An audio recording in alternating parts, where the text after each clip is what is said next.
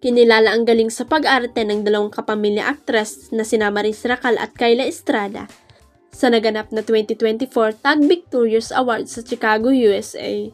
Sa naging Facebook post ng isa sa mga production unit ng ABS-CBN na Star Creatives, makikita ang kanilang congratulatory message para sa naging parangal ng dalawang aktres.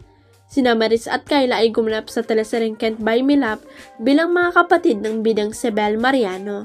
Kapartner naman ni Bel sa teleserye ang aktor na si Donnie Pangilinan. At dahil nga sa mahusay na pagganap ni Maris bilang si Irene Teo, ay nasungkit niya ang Best Supporting Actress Award sa naturang award-giving body. Kinilala rin ang galing ng aktres na si Kyla Estrada sa kanyang mahusay na pagganap sa linlang bilang si Sylvia. Sina Maris at Kyla ay magkasama ngayon sa teleserye na Incognito.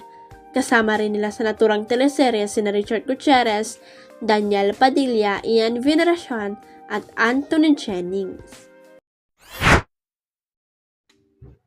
Officially mag-on na nga ba ang aktres na si Sue Ramirez at aktor na si Dominic Roque? Paano ba naman kasi ay lantad na talaga sa publiko ang kanilang pagsasama? Kaya naman hindi nakataka-taka na may nag-viral na video kung saan makikitang magkasama ang dalawa. Wait, there's more. Sa TikTok video na in-upload ng netizen na si @HoyIbyang, makikitang magka-holding hands pa sina Dominic at Sue. Tanging shy at heart emoji lang ang caption sa naturang post. Agad namang umani ng comments mula sa netizen ang naturang TikTok post. Marami ang kinikilig sa pagiging sweet ni Sue at Dominic. Hindi naman mawawala ang mga basher na nababanggit pa rin ng past partner ng dalawa na sina Bea Alonso at Vivi Netes. Bagay talaga si Sue at Tumno. Sana kaya talagang hanggang sa huli layag pa duminsu saan ng isang netizen. Comment naman ng isa, right timing na mahiwalay sila sa dati nilang mga jowa. Tingnan mo naman, bagay na bagay. Iba ang glow ni Sue lately, iba talaga pag nasa tamang tao. Amen, amen. Sabi ng isa.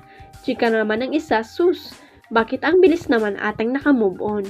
Sa ngayon ay wala pa rin paglilinaw sina Sue at Dominic sa kung ano ang estado ng kanilang relasyon, ngunit aminado ang dalawa na masaya sila sa piling ng isa't isa. Huwag kalimutang i-click ang subscribe button at i-ring ang notification bell para sa latest at legit chika updates.